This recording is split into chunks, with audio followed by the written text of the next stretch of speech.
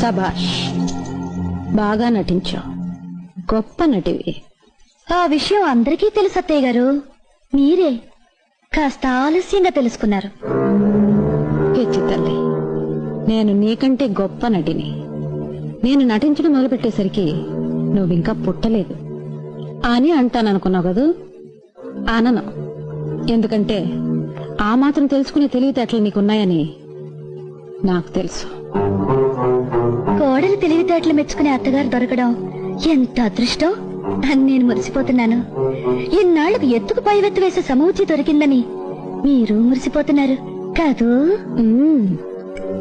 ఎత్తెంతో తెలుసుకోకుండా ఎగిరెగిరి పడితే మూతి పళ్ళు రాలిపోతాయి అని నేను చెప్పనమ్మా. రాలిపోయిన పళ్ళు కట్టించుకున్న అనుభవజ్ఞులు ఎదురుగా కనిపిస్తుంటే నాకు ఆ మాత్రం తెలీదా? ఈసారైనా కాస్త జాగ్రత్తగా ఉండండి.